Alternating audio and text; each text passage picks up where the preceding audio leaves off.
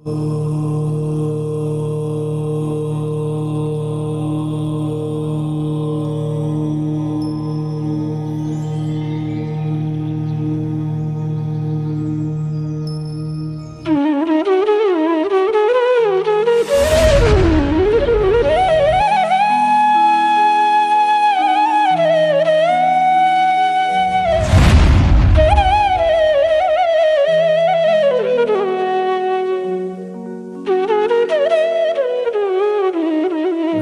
अरिहन्ताणम् नमो सिद्धाणम् नमो आयरीयाणम् नमो वज्रायाणम् नमो लोये सौसाहुणम्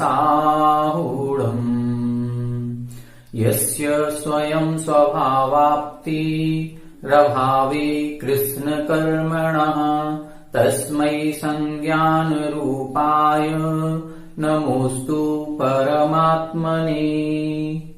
1008 श्री मूलनायक आदिनाथ भगवान की जय। द्वासांग जिनवाणी माता की जय। आचार्य श्रेष्ठ आचार्य गुरुवर श्री 108 पूज्यपाद महाराज की जय। आचार्य श्रेष्ठ आचार्य गुरुवर श्री 108 विद्यासागर जी महाराज की जय। जगत पूज्य निर्यापक श्रमण मुनि पुंगव श्री 108 सुधा सागर जी महाराज की जय। समस्त मुनि संघ की जय। हमने पिछले 2-3 दिनों से इष्टोपदेश ग्रंथ का स्वाध्याय प्रारंभ किया हुआ है। उस इष्टोपदेश ग्रंथ के स्वाध्याय की श्रृंखला में आज तीसरा श्लोक हम यहाँ प्रारंभ करेंगे। पिछले 2 दिनों की कक्षा में हमने इस ग्रंथ का मंगलाचरण देखा था और मंगलाचरण के बाद हमारी अशुद्ध आत्मा शुद्ध आत्मा कैसे बन सकती है, कौन से निमित्त और कैसी उपादान शक्ति हमारी होनी चाहिए जिससे हमारी अशुद्ध आत्मा भी शुद्ध आत्मा बन सके, इसके बारे में समझा था। आचार्य पूज्यपाद स्वामी जी ने प्रथम मंगलाचरण के श्लोक में सिद्ध परमेष्ठियों को नमस्कार किया। वो सिद्ध परमेष्ठी कैसे थे? वो 8 कर्मों से रहित थे और केवल ज्ञान स्वरूप थे। तो ऐसे 8 कर्मों से रहित होने के कारण जिनको शुद्ध स्वरूप की प्राप्ति अपने आप हो गई है और जो केवल ज्ञान स्वरूपी हैं, ऐसे सिद्ध परमात्मा के लिए नमस्कार हो, ऐसा मंगलाचरण उन्होंने किया था। दूसरे श्लोक में उन्होंने बताया कि जैसे एक स्वर्ण पत्थर होता है और उस स्वर्ण पत्थर को योग्य निमित्त मिल जाते हैं, सही द्रव्य, सही क्षेत्र, सही काल और सही भाव का निमित्त मिल जाता है, तो वह अशुद्ध पत्थर भी उसमें से भी सोना निकल आता है और उसके भी आभूषण आदि बनाए जा सकते हैं। फिर जो शुद्ध सोना बन गया वो कभी अशुद्ध नहीं होता। कादे में हेम अमल है, कीचड़ में भी डाल दिया जाए तो भी वो निर्मल रहेगा, ऐसी शुद्ध परिणति उसमें प्रकट हो जाती है। इसी तरह से हमारी जो संसारी आत्मा है, उस संसारी आत्मा जो अभी अशुद्ध है, कर्मों के लेप से सहित है, कर्म रूपी कीचड़ हमारी आत्मा में अभी लगा हुआ है। अब उस सही इस आत्मा को सही द्रव्य, सही क्षेत्र, सही काल और सही भाव यदि हमको मिल जाता है तो हमारी अशुद्ध आत्मा भी शुद्ध आत्मा बन सकती है। हमने इस श्लोक में समझा था सही द्रव्य क्या कहलाता है। सही द्रव्य है हमारा ये जीव द्रव्य। जीव द्रव्य में भव्यपना, भव्य कई जीव हो सकते हैं, उसमें से मनुष्यपना, मनुष्य पर्याय यदि हमको मिल रही है, ये सही द्रव्य है। मनुष्य में भी संगी पंचेंद्री पर्याप्तक होना, पर्याप्तक होने के बाद सर्व विशुद्ध होना, ये सब कहलाएगा सही द्रव्य। सही क्षेत्र का मतलब है मध्य लोक में, ढाई दीप में, ढाई दीप के अंदर भी कर्म भूमि में, कर्म भूमि के अंदर भी आर्यखंड में उत्पन्न होना और आर्यखंड में भी जैन कुल, उत्तम कुल में श्रावक के घर में उत्पन्न होना, ये हमारा सही क्षेत्र कहलाएगा। सही काल किसे कहा था? सही काल कहा था इतनी बड़ी उत्सर्पणी अवसर्पणी होती है 20 कोड़ा कोड़ी सागर प्रमाण वर्षों की। उस 20 कोड़ा कोड़ी सागर प्रमाण जो कल्प काल है, उसमें यदि हम विचार करें तो 18 कोड़ा कोड़ी सागर वर्षों तक लगातार भोग भूमि चलती है। अभी अवसर्पणी चल रही है, अवसर्पणी का चौथा काल, 5वां काल, 6वां काल, ये कर्म भूमि। फिर से उत्सर्पणी का 6वां, 5वां और चौथा काल, ये कर्म भूमि। फिर इसके बाद जो प्रारंभ होगा तो लगातार 18 वर्षों तक भोग भूमि रहती है। फिर 18 कोड़ा कोड़ी सागर वर्षों के बाद कर्म भूमि मिलती है और उस कर्म भूमि कितनी है कुल टोटल? 2 करोड़ कोड़ी सागर वर्षों की, उत्सर्पणी अपसर्पणी दोनों मिलाकर के। उसमें भी मात्र चौथे काल में ही मोक्ष की प्राप्ति संभव है। चौथे काल में ही ऐसी योग्यता आती है कि हमारी आत्मा अशुद्ध से शुद्ध बन सकती है यदि हम पुरुषार्थ करें तो सही काल कौन सा है? चतुर्थ काल। फिर इसके बाद सही भाव कौन सा है? छपक श्रेणी के योग्य परिणाम करना। चाहे एक सम्यक दर्शन प्राप्त हो जाए, फिर उसके बाद छपक श्रेणी आरोहण करें, ऐसे परिणाम हो जाना, ये सही भाव कहलाते हैं। तो जब हमें सही द्रव्य, सही क्षेत्र, सही काल और सही भाव, ये चारों चीजें मिल जाएंगी, तब हमारी अशुद्ध आत्मा भी शुद्ध आत्मा बने को प्रकट कर लेगी। ये पिछले श्लोक में हमने देखा था। अब पिछले श्लोक में जहां आचार्य पूज्यपाद स्वामी ने ये लिखा है कि सही द्रव्य, सही क्षेत्र, सही काल और सही भाव मिलने पर हमारी आत्मा अशुद्ध से शुद्ध होगी, तो वो ये जानते थे। ये ग्रंथ 1500 वर्ष पहले लिखा गया। आचार्य पूज्यपाद स्वामी 6वीं शताब्दी के आचार्य माने जाते हैं।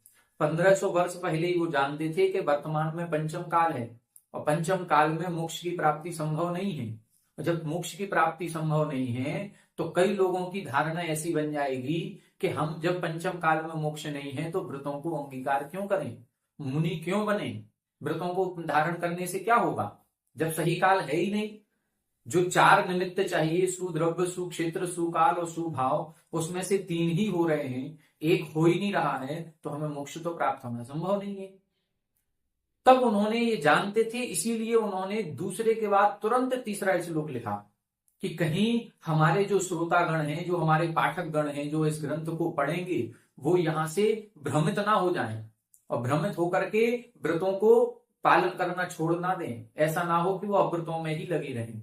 तभी उन्होंने तीसरा श्लोक लिखा। देखें, श्लोक का पाठ करेंगे अपन। वरम व्रतहि पदम दैवम, वरम व्रतहि पदम दैवम, नाव्रतैर्वत नारकम, नाव्रतैर्वत नारकम, छाया तपस्थयोर्भेदः, छाया तपस्थयोर्भेदः, प्रतिपालयतोर्महान्, प्रतिपालयतोर्महान्, वरं व्रतहि पदं दैवम्, वरं व्रतहि पदं दैवम्, नाव्रतैर्वत नारकम्, नाव्रतैर्वत नारकम्, छाया तपस्थयोर्भेदः, छाया तपस्थयोर्भेदः, प्रतिपालयतोर्महान्, प्रतिपालयतोर्महान्। देखें, इस श्लोक का अर्थ देखें। यहां बता रहे हैं व्रतहि दैवम पदम वरम, व्रतों के द्वारा देव पद को पाना वरम यानी श्रेष्ठ है। व्रतों का पालन करेंगे तो क्या होगा? व्रतों का पालन करने से हमें मोक्ष तो नहीं मिलेगा इस पंचम काल में, लेकिन हमें देव पद अनिवार्य रूप से मिल जाएगा। तो व्रतों का पालन करके देव पद को पाना श्रेष्ठ है। ना अव्रतैर्वत नारकम, ना अव्रतैहि, अव्रतैहि यानी पापों के द्वारा, पापों को भोग करके, विषयों को भोग करके, व्रतों को धारण नहीं करके, उसके द्वारा नारकम नरक पद को पाना वत यानी बुरा है। अपन बदनाम बोलते ना, वत यानी बुरा। तो यहाँ क्या है? वो अव्रतही, अव्रतही यानी अव्रतों का पालन करके, 5 पापों को करके, 5 पापों के द्वारा नरकी पद मिलेगा, नरक में जाएंगे। तो देव पद पाना श्रेष्ठ है, नरक में जाना श्रेष्ठ नहीं है। व्रतों का पालन करेंगे तो देव जाएंगे और 5 पापों में लगे रहेंगे तो नरक में जाएंगे।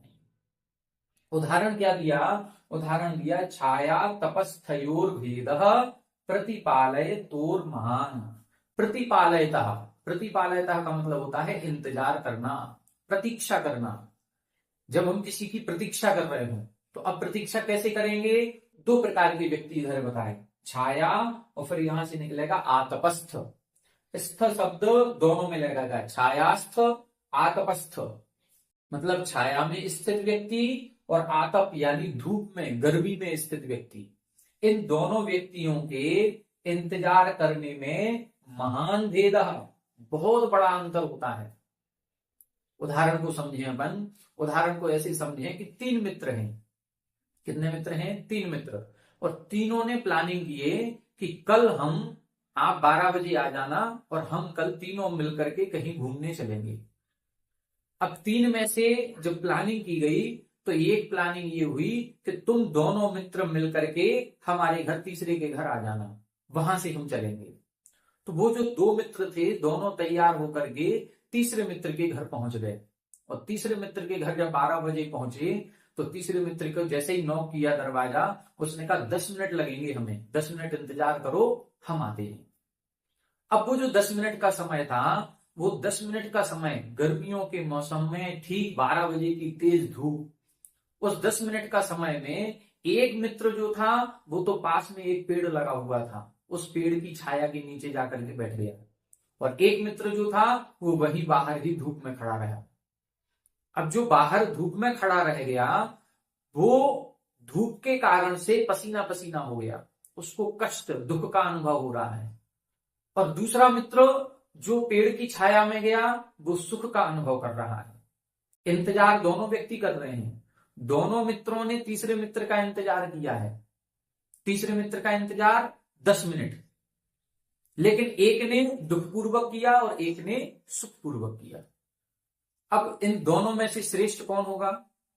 जिसने सुखपूर्वक किया है, पेड़ की छाया में बैठ करके किया है, आनंद के साथ किया है, उसको 10 मिनट का पता ही नहीं चला कि कब 10 मिनट निकल गए, सुखपूर्वक। और जो 10 मिनट धूप में खड़ा रहा वो बार बार उसके दरवाजे की तरफ देखता रहा, बार बार घड़ी देखता रहा, अभी तक नहीं आया, अभी तक नहीं आया। इंतजार करने में बहुत बड़ा भारी समय लगता है। वो 10 मिनट का समय भी यदि दुखपूर्वक निकल रहा है तो वो बहुत भारी समय लगता है। कई बार आप लोगों ने अनुभव किया होगा, यदि कहीं कोई व्यक्ति बीमार है, कोई हॉस्पिटलाइज्ड है और उधर आधा घंटे 1 घंटे का भी समय मिल रहा है, ऐसा लगता है कि रात को 3 बजे अचानक तबीयत खराब हो गई तो ऐसा लगता है ये सुबह कब होगी। वो 2 घंटे भी बहुत भारी लगते हैं, ऐसा लगता है अभी तक सुबह नहीं हुई, अभी तक 5 नहीं बजे, अभी तक 6 नहीं बजे, हम कैसे डॉक्टर के पास जाएंगे। और वो ही 2-3 घंटे यदि हम कहीं कोई पिक्चर हॉल में मूवी देखने बैठे हैं, एसी में बैठे हैं, तो 3 घंटे का पता नहीं चलता कितने जल्दी 3 घंटे निकल गए। अभी तो आए थे, अभी तो फिल्म शुरू हुई थी और अभी तुरंत 3 घंटे निकल गए, पता ही नहीं चला। सुख के दिन पता नहीं चलते कितने जल्दी निकलते हैं, लेकिन दुख का एक एक पल व्यतीत करना बहुत मुश्किल होता है। वो एक एक पल भी एक एक वर्ष के समान भारी लगता है। तो यहां पर भी यही बता रहे हैं, दुख में इंतजार करना और सुख में इंतजार करना, दोनों में जैसे भारी अंतर है। अब यहां क्या समझना है? यहां ये समझना है जो तीसरा मित्र है जिसका इंतजार हमें करना है वो है मोक्ष। और 2 मित्र कौन है? 2 मित्र जो हम हैं वो एक देव पद है और एक नारकी पद है। हमें मोक्ष का इंतजार करना है। अब मोक्ष का इंतजार कैसे करना है? जैसे अभी अभी कहा गया कि चौथे काल में ही मोक्ष की प्राप्ति होती है और वर्तमान में चल रहा है पंचम काल, तो अब हम चौथे काल का इंतजार करेंगे। चौथा काल कब आएगा? जब ये पंचम काल व्यतीत होगा, फिर छठवां काल आएगा, फिर छठवां आएगा, फिर पांचवा आएगा, फिर आएगा चौथा काल। तो अभी 21,000 वर्ष का पांचवा काल, 21,000 वर्ष का छठवां काल, फिर 21,000 वर्ष का छठवां काल, फिर 21,000 का पांचवा काल, मतलब 84,000 वर्ष का इंतजार हमें करना है, तब जाकर के चतुर्थ काल आएगा।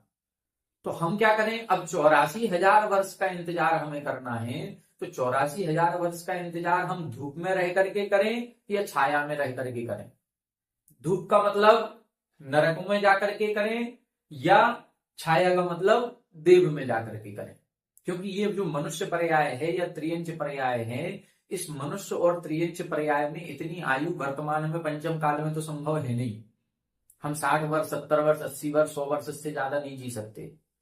लेकिन 84,000 वर्ष का इंतजार करना है। और यदि यहां हमने अव्रतों का पालन किया कि भाई मोक्ष तो है नहीं, जब मोक्ष है ही नहीं तो बढ़िया खूब आराम से खाओ पियो, ऐश करो, खूब भोगों को भोगो, पाप करो। यदि हम पाप क्रियाओं में ही लगे रहे तो क्या होगा? हम नरक आयु का बंध करेंगे और अगला भाव नरक का होगा।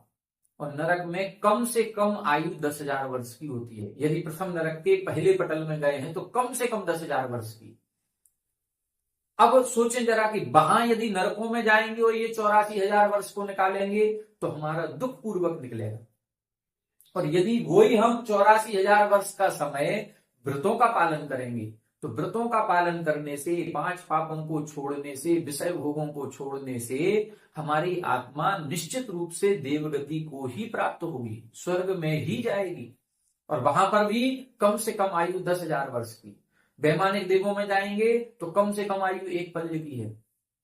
तो यहां पर पल्य की आयु यदि हमको मिल गई तो 84,000 वर्ष का पता नहीं चलेगा, कितने आराम से निकल जाएंगे, पता ही नहीं चलेगा। फिर वहां से मरण करके हम चतुर्थ काल में उत्पन्न होंगे और चौथे काल में फिर हम अपनी आत्मा का कल्याण कर सकते हैं। तो यहां इधर इन्होंने स्पष्ट बता दिया कि जब हमें 84,000 वर्ष का इंतजार करना है तो क्यों ना व्रतों का पालन करके देव पद को जाया जाए। तो व्रतों की महिमा तो देखो, व्रतों की कितनी बड़ी महिमा है। जो ये कह रहे हैं कि पंचम काल में मोक्ष नहीं है, उनको ये समझना चाहिए कि पंचम काल में भले ही मोक्ष नहीं है, लेकिन व्रतों की सार्थकता कम नहीं हुई है। व्रतों का पालन तो हमें करना ही करना है। पंचम काल में मोक्ष नहीं है तो इसका मतलब ये नहीं है कि हम मुनि ना बने, हम व्रतों को पालन ना करें, हम श्रावक ना बने, हम प्रतिमाओं का पालन ना करें।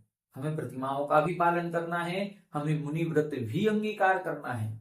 जिस बिना नहीं जिन राज सीजे तू रुलियो जग कीच में, जिस संयम के बिना जिन राज भी नहीं अपनी आत्मा का कल्याण कर पाए तो हम कहां से कर पाएंगे। तो यही एक मार्ग है, यही मार्ग है, इसके अलावा कोई दूसरा मार्ग है ही नहीं। लेकिन कुछ पंथ वाले, कुछ लोगों की सोच, कुछ लोगों की विचारधारा इस तरफ आ गई कि वर्तमान में ना तो मुनि होते हैं और ना हमें मुनि बनना चाहिए, कोई फायदा ही नहीं है मुनि बनने से। ऐसे लोगों को कहना है कि ऐसी मिथ्या धारणा को छोड़ें और आचार्य पूज्यपाद स्वामी के कथनानुसार व्रतों का पालन करें। और जो व्रतों का पालन कर रहे हैं उनका सम्मान करें, उनकी पूजा करें। यदि हम समर्थ नहीं हैं तो कम से कम उनकी अनुमोदना तो करें, उनको नमोस्तु तो करें। आज का एक पंथ तो उनको मुनिराजों को नमोस्तु करने से डर रहा है, नमोस्तु नहीं करता है। जो मुनियों को नहीं मान रहे हैं, जो दिगंबर मुनियों को नहीं मान रहे हैं, उनको दिगंबर अपने नाम के आगे दिगंबर धर्म लिखने का अधिकार नहीं है। वो दिगंबर जैनी है ही नहीं। हमारी पहचान दिगंबरत्व से है। और यदि हम दिगंबरत्व मुनियों को नहीं मान रहे हैं, मुनियों को नमस्कार नहीं कर रहे हैं, मुनियों की निंदा कर रहे हैं, तो निश्चित रूप से वो दिगंबर हो ही नहीं सकता। तो यहां पर हमको समझना है कि व्रतों का पालन करने से देव पद को पाना श्रेष्ठ है, ना कि अव्रतों के द्वारा नरक में जाना। आचार्य शांति सागर महाराज श्री से एक बार किसी ने पूछा कि वर्तमान में मोक्ष नहीं है तो क्या हमको व्रतों का पालन करना चाहिए। तो उन्होंने एक उदाहरण दिया। सामने एक आम का छोटा सा पेड़ लगा हुआ था, तो उन्होंने कहा ये काय का पेड़ है। बोले आम का पेड़ है। अरे आपने कैसे कह दिया कि ये आम का पेड़ है, इसमें आम तो लगे नहीं है, इसमें आम तो है नहीं, आपने कैसे कहा ये आम का पेड़ है। बोले आम इसी पेड़ पर लगेंगे, ये पेड़ आम का ही है, भले आज इसमें आम नहीं है, लेकिन जब भी ये वृक्ष बड़ा होगा तो आम इसी पेड़ पर लगेंगे। आचार्य शांति सागर महाराज ने कहा बिल्कुल ठीक इसी प्रकार से आज वर्तमान में मोक्ष भले नहीं है, लेकिन व्रतों का पालन करने से ही मोक्ष की प्राप्ति होगी। यही एक मूल मार्ग है, इसके अलावा कोई दूसरा मार्ग है ही नहीं। बिना मुनि बने नान्यः शिवा शिव पदस्य मुनीन्द्र पंथा, इसके अलावा कोई मार्ग नहीं है। मुनि बनना ही पड़ेगा, व्रतों का पालन करना ही पड़ेगा। तो जब व्रतों का पालन करना ही है, मोक्ष इसके अलावा है ही नहीं, तो क्यों ना हम वर्तमान में आज से ये इतनी अच्छी दुर्लभ पर्याय हमको मिली है, इतना अच्छा सौभाग्य हमको मिला है, तो हम आज से ही क्यों ना व्रतों का पालन करें। हमको अभी से व्रतों का पालन करना चाहिए। तो यहां इन्होंने स्पष्ट कर दिया कि जब वो 84,000 वर्ष का इंतजार हमको करना है तो हम व्रतों का पालन करके देव पद में जाएं, और यदि हम अव्रतों का पालन करेंगे तो नरक में जाएंगे। तो देव बनना श्रेष्ठ है कि नरक में जाना श्रेष्ठ है। देव बनना निश्चित रूप से श्रेष्ठ है। उदाहरण दिया छाया आतपस्थयो भेदः, छाया और धूप में खड़े हुए जो प्रतिपालयता इंतजार करते हुए व्यक्ति हैं उनमें महान भेद। जैसे हम कहते हैं ना कि जमीन आसमान का अंतर है, बिल्कुल ये जमीन में जो नारकी है और ये आसमान में, यही अंतर है, जमीन आसमान का अंतर इन दोनों ही क्रियाओं में होता है। तो हमें निश्चित रूप से, भले ही हम आज वर्तमान में समर्थ ना हों, भले ही हमारी अंतरंग की श्रद्धा व्रतों के प्रति है, लेकिन हमारा शरीर साथ नहीं दे रहा है व्रतों का पालन करने में, या प्रतिमाएं अंगीकार करने में, या मुनिराज बनने में, या हम नहीं इतना सक्षम हैं कि हम सर्दी गर्मी सहन कर पाए या कीशलोंच कर पाए, तो कम से कम जो कर रहे हैं उनके प्रति श्रद्धा भाव रखें, उनको नमोस्तु करें, उनकी अनुमोदना करें, और ये भावना भाएं कि हे भगवान, हमको भी ये शक्ति कब मिलेगी, ऐसा दिन कब आएगा जब मैं भी मुनि व्रत का पालन कर सकूं। इस तरह का भाव इस श्लोक में अपन को समझना चाहिए। ये व्रतों की सार्थकता और महत्व को प्रदर्शित करने वाला श्लोक है। आचार्य पूज्यपाद स्वामी ने उसी समय, आज से 1500 वर्ष पहले लिख दिया। वो समझ रहे थे कि हमारे ये दूसरे श्लोक को पढ़ने के बाद कुछ लोग भ्रमित हो जाएंगे और व्रतों को नगण्य स्वीकार करेंगे, व्रतों को मानेंगे ही नहीं, अब व्रतों की ओर ये जमाना जाएगा। उन्होंने तभी लिख दिया। लेकिन अब इसका मतलब ये नहीं है कि केवल व्रतों का पालन हमें देव पद के लिए करना है। हम कभी भी जो भी व्रत प्रतिमाओं का अंगीकार करें या मुनि व्रत को धारण करें, महाव्रतों को अंगीकार करें, तो ये सोच करके न करें कि हमें तो देव पद जाना है। नहीं, अगला श्लोक उन्होंने इसी रूप में लिखा है। आइए पढ़ते हैं अगला श्लोक। आइए चौथे श्लोक का अपन पाठ करेंगे। पहले उच्चारण सीखें, उच्चारण सीखने के बाद फिर इसका अपन अर्थ समझते हैं। यत्र भावः शिवं दत्ते, यत्र भावः शिवं दत्ते, द्यौकियद्दूरवर्तिनी, द्यौकियद्दूरवर्तिनी, यो नयत्याशु गभ्यूतिम्, यो नयत्याशु गभ्यूतिम्, क्रोशार्धे किं ससीदति, क्रोशार्धे किं ससीदति।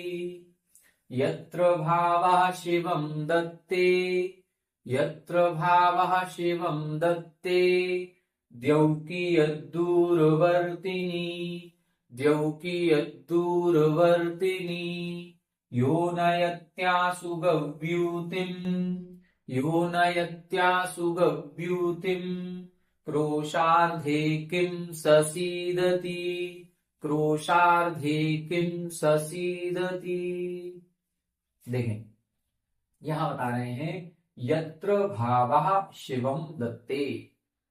यत्र यानी जो, भावा यानी आत्मा का परिणाम, जो आत्मा का परिणाम शिवम दत्ते, शिव यानी मोक्ष, दत्ते यानी दे सकता है, प्रदान करता है।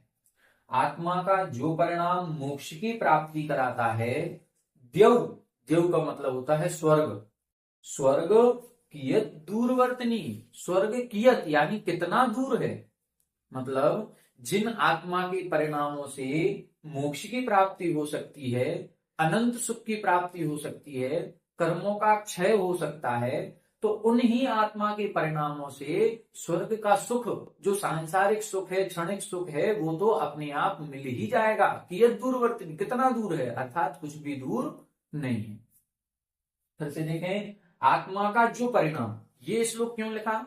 ये श्लोक इसीलिए लिखा कि जो पिछले श्लोक में बताया है कि व्रतों के द्वारा देव पद को पाना श्रेष्ठ है, इसलिए लिखा कि ऐसा ना हो कि वर्तमान में जितने लोग व्रतों का पालन करें वो देव पद की इच्छा से करने लगे कि हे भगवान, हमको स्वर्ग मिल जाए, हमें तो ये 84,000 वर्ष काटना है, हम तो स्वर्ग में जाएंगे, इसलिए हम व्रतों का पालन कर रहे हैं। नहीं, ये सोच नहीं बनानी है। स्वर्ग तो अपने आप मिलेगा ही मिलेगा। आत्मा का जो परिणाम, मतलब व्रतों को धारण करने से तो मोक्ष की प्राप्ति होती है। महाव्रत यदि हम अंगीकार करते हैं तो ये वही महाव्रत हैं, ये वही 5 पापों का सूक्ष्म रूप से त्याग है जिसके द्वारा मोक्ष या छपक श्रेणी चढ़ी जाती है, मोक्ष मार्ग पर चला जाता है, जिससे मोक्ष की प्राप्ति होती है। तो ये तो वही परिणाम है, ये वही व्रत हैं जिनसे मोक्ष की प्राप्ति है। तो जब उन्हीं जिन परिणामों से मोक्ष की प्राप्ति हो सकती है, कर्मों का क्षय हो सकता है, तो क्या उनसे पुण्य कर्म का बंध नहीं होगा? क्या शुभ आयु का बंध नहीं होगा? क्या स्वर्ग की संपत्ति नहीं मिलेगी? क्या स्वर्ग का सुख वैभव नहीं मिलेगा? मिलेगा। कितना दूर है, अर्थात कुछ भी दूर नहीं है। तो हमें क्या भावना रखनी है? हमें जब भी कोई धार्मिक क्रिया करें या कोई व्रतों का पालन करें तो सांसारिक सुख की कामना नहीं करनी, संसार सुख की कामना करके कोई भी धर्म क्रिया नहीं करनी। हम पूजा पाठ भी कर रहे हो, सामायिक भी कर रहे हो, व्रतों का पालन करें, मुनि बन जाएं, तो ये भावना कभी ना आए कि हमें स्वर्ग मिल जाए। हमें क्या भावना रखनी है, हे भगवान हमारे कर्मों का क्षय हो, हमें भी सिद्ध पद की प्राप्ति हो, हम भी मोक्ष पद को प्राप्त करें, ये भावना। क्योंकि व्रत तो वो ही है, इन्हीं व्रतों का पालन करके अनंतानंत मुनिराजों ने सिद्ध पद की प्राप्ति की है। तो ये वही व्रत हैं, इसीलिए लिखा यत्र भावा, आत्मा का जो परिणाम मोक्ष की प्राप्ति कराता है, देव ये दूरवर्तनी, स्वर्ग कितना दूर है, अर्थात कुछ भी दूर नहीं है। उदाहरण क्या दिया, आचार्य पूजपा स्वामी की श्लोकदेश जी ग्रंथ में एक बहुत अच्छी विशेषता है। 2 लाइन का श्लोक लिखा है, तो एक लाइन में अपनी पूरी बात कही है और दूसरी लाइन में उसी सिद्धांत को दृष्टांत के द्वारा समझाया है। कितने, केवल 4 चरण का ये श्लोक है, 2 लाइन का एक श्लोक है। छोटे से एक श्लोक में पूरी बात कह देना और उसको उदाहरण से भी समझा देना, संतुष्ट कर देना, ये एक बहुत बड़ी कला होती है, जो कि आचार्य पूज्यपाद स्वामी जी के पास थी। उन्होंने क्या उदाहरण दिया, यो नयति, यहां क्या निकलेगा, नयति, फिर निकलेगा आंसू। यो यानी जो व्यक्ति, नयति यानी ले जाता है, आंसू यानी शीघ्र ही, गव्युतिम यानी 2 कोस। गव्युति का मतलब क्या होता है, 2 कोस। 2 कोस तक कोई व्यक्ति किसी भार को, किसी वजन को, मान लो हमारे पास एक थैला है, 10 किलो उसमें वजन है, और हम आराम से उसको उठा करके एक हाथ में उठा लिया और आराम से 2 किलोमीटर 2 कोस तक हम जा सकते हैं, और इस हाथ से थैले को इस हाथ में भी नहीं ले रहे हैं, आराम से लेके जा रहे हैं, कोई हाथ में तकलीफ नहीं हो रही है। तो जो व्यक्ति आसानी से, आंसू का मतलब आसानी से, शीघ्रता पूर्वक, आराम से ले जा सकता है 2 कोस तक, नयति यानी ले जाना। तो क्रोश अर्धे, क्रोश अर्धे यानी आधा कोस जाने में, किम क्या, स यानी वह, सीदति दुखी होगा। जो व्यक्ति 2 कोस तक आराम से जा सकता है, आराम से किसी वजन को उठा करके ले जा सकता है, क्या आधा कोस जाने में उसको तकलीफ होगी? नहीं होगी, निश्चित रूप से नहीं होगी, क्योंकि उसकी हिम्मत, उसकी शक्ति कितनी है, उसकी शक्ति तो 2 कोस तक जाने की है, फिर आधा कोस जाने में कोई तकलीफ नहीं होगी, बड़े आराम से ले जाएगा। इसी तरह से उदाहरण, इन्होंने उदाहरण से समझाया है कि जिस आत्मा के परिणाम से मोक्ष की प्राप्ति हो सकती है, उससे स्वर्ग की संपत्ति वो तो बिल्कुल नगण्य है, कुछ भी नहीं है, आराम से होगी ही होगी। कई विद्यार्थी परीक्षा की तैयारी करते हैं, और वो तैयारी कैसी करते हैं, 100% की तैयारी करते हैं, एक प्रश्न हमारा गलत ना हो जाए, हमारे 100 में से 99 नंबर ना आ जाए, हमें 100 में से 100 ही चाहिए। जो विद्यार्थी इतनी तैयारी करके पेपर देता है, अब उससे हम पूछें क्यों भैया पास हो जाओगे कि नहीं, वो कहेगा कैसी बात कर रहे हो आप, पास होने की बात कर रहे हो 33% की, हम 100% की तैयारी कर रहे हैं। तो जो 100% की तैयारी करता है, वो कभी पास और फेल का अपने मन में विकल्प नहीं लाता। वो ये नहीं सोचता कि मैं पास होऊंगा कि नहीं होऊंगा, वो तो गर्व से कहता है, वो बिल्कुल कॉन्फिडेंस के साथ, विश्वास के साथ, कि पास तो मैं होऊंगा ही होऊंगा, पास होने की तो चिंता ही नहीं है कि मैं फेल हो जाऊंगा। क्यों? क्योंकि उसकी तैयारी कितनी है, बहुत बड़ी तैयारी है। इसी तरह से आत्मा का जो परिणाम, मोक्ष की प्राप्ति, मोक्ष सबसे बड़ी तैयारी है। जिस मुनि पद के द्वारा मोक्ष की प्राप्ति होती है, उससे स्वर्ग की संपत्ति तो मिलेगी ही मिलेगी। कोई किसान होता है, वो किसान जब खेती करता है, तो खेती किसके लिए करता है, धान के लिए, वो अनाज के लिए कर रहा है। अब उस अनाज के लिए जब खेती करेगा, तो उसको भूसा तो अपने आप मिलेगा ही मिलेगा। कोई भी किसान भूसे के लिए खेती नहीं करता है कि हे भगवान हम ये जो बीज डाल रहे हैं, खेत में जो बीज डाल रहे हैं, इतना अच्छा बीज हो जाए कि हमें खूब भूसा मिल जाए। अरे भूसा के लिए उसको प्रार्थना करनी नहीं है, भूसा तो अपने आप मिलेगा ही मिलेगा। वो तो प्रार्थना करता है कि हे भगवान जो हमने 1 बोरा बीज डाला है, इसके 40 बोरे अनाज पैदा हो जाए, वो अनाज की कामना करता है।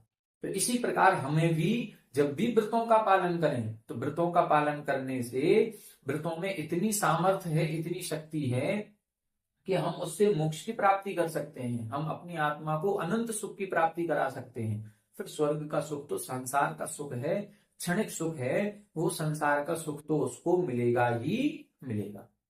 ये इस श्लोक का भाव है। इस श्लोक के भाव से केवल हमको अपनी क्रियाओं में जो भी क्रियाएं कर रहे हैं उनका उद्देश्य बदलना है।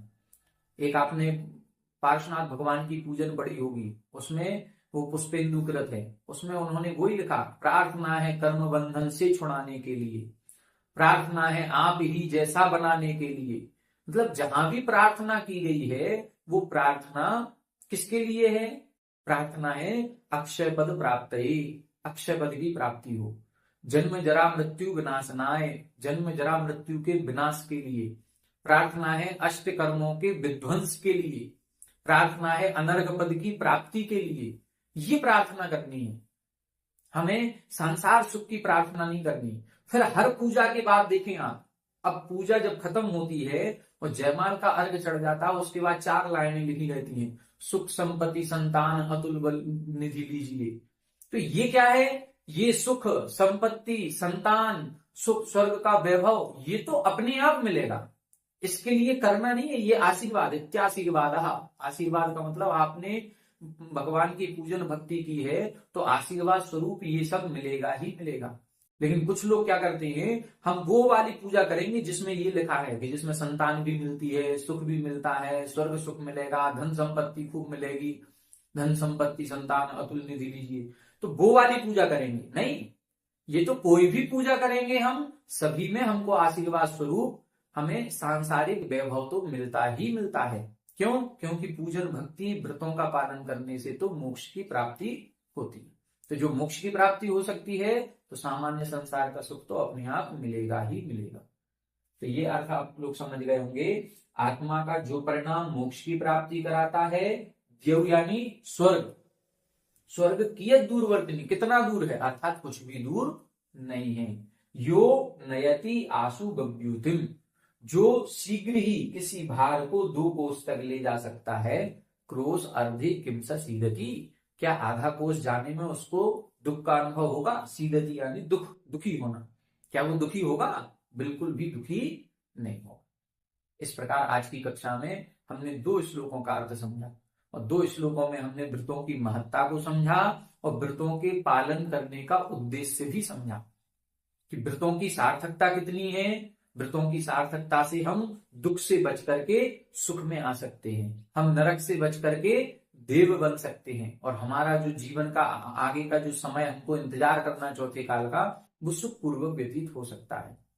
लेकिन उन व्रतों का पालन करते हुए हमें अपने उद्देश्य को भी ध्यान रखना है। हमें कभी भी सांसारिक विषय भोगों की कामना नहीं करनी है। सम्यक दर्शन का एक अंग है निकांक्षित अंग। निकांक्षित अंग यही कहता है कि कभी भी कोई भी धार्मिक क्रिया करते हुए संसार के सुख की कामना नहीं करनी, स्वर्ग की कामना नहीं करनी। लेकिन हम सब लोग क्या करते हैं, हम लोग स्वर्ग की कामना करते हैं। हम 4 गतियों में अभी अपने बच्चों से पूछा जाए कि क्यों, कहां जाना चाहते हो? अगले भाव में नरक में जाओगे? बोले नहीं। त्रियंच बनोगे? नहीं। कहां जाओगे? स्वर्ग जाएंगे। हम स्वर्ग की कामना करते हैं। तो स्वर्ग की कामना भी हमें नहीं करनी, क्योंकि वो सब संसार का सुख है, ये तो अपने आप मिलेगा। ठीक है, तो आज की कक्षा के लिए इतना ही।